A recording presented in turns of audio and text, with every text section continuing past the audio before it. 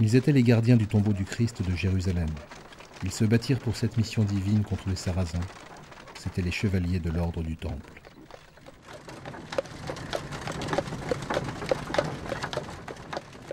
S'ils ramenèrent dans leur cale la mythique rose de Damas, ce sont d'autres roses, minérales celles-là, qui furent foulées par les sabots de leurs chevaux de guerre sur les sables des déserts d'Orient.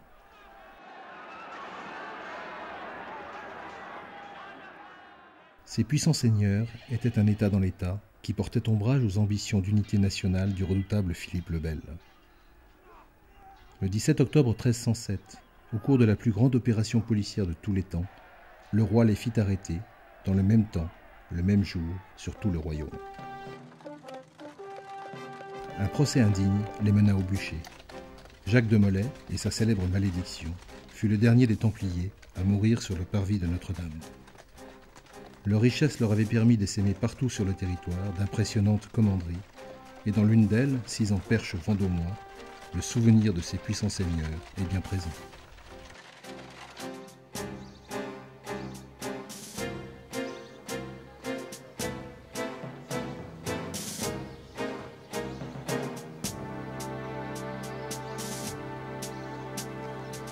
Le jardin a été réalisé en 2001, composé de 4 jardins. Le jardin des plantes médicinales, le jardin des plantes potagères, le jardin des céréales et le jardin des plantes utilitaires. Les haies sont composées d'essences locales, c'est-à-dire le charme, le hêtre et le chêne. Ici, nous avons le carré potager, les légumes que les Templiers pouvaient consommer couramment. Nous avons ici la fève, le chardon-marie, où on mangeait les côtes, le cardon, pareil, qu'on faisait blanchir et on mangeait les côtes. Ils pouvaient consommer aussi les choux, l'asperge. Ici, nous avons l'oseille qui est en fleurs. Ils connaissaient aussi le concombre, l'aubergine, le melon, le radis noir. Nous entrons dans le carré lié aux céréales.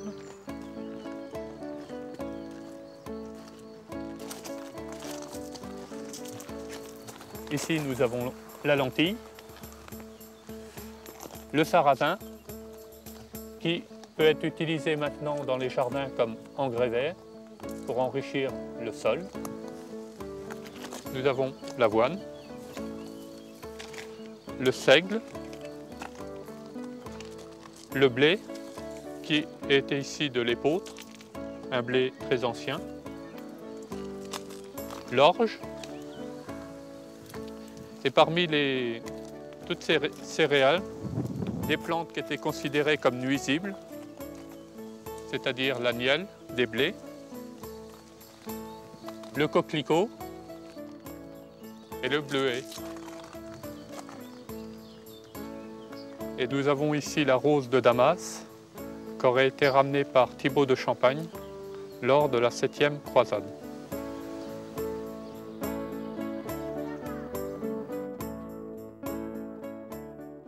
Dans les cales des lourdes nefs, les Templiers ramenèrent ici tout ce que l'Orient lumineux leur avait enseigné.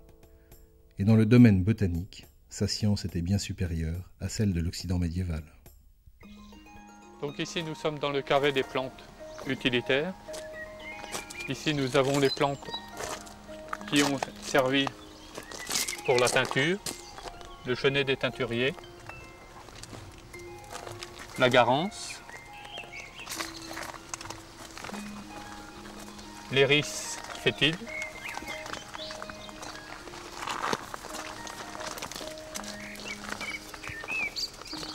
le millepertuis,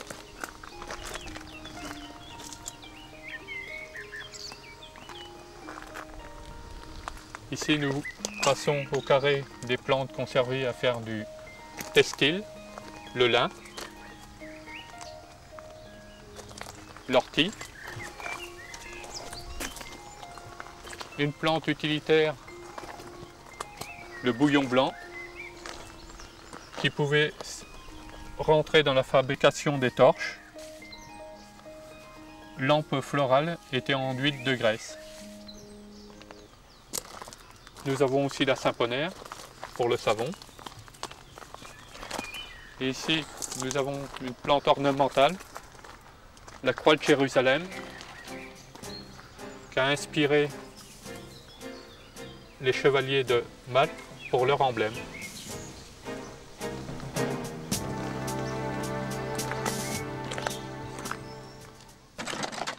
Depuis leur disparition, leur mystère reste entier quant au fameux trésor des Templiers. À la commanderie d'Arville, il en existe pourtant une partie plus végétale que minérale, mais tout aussi précieuse.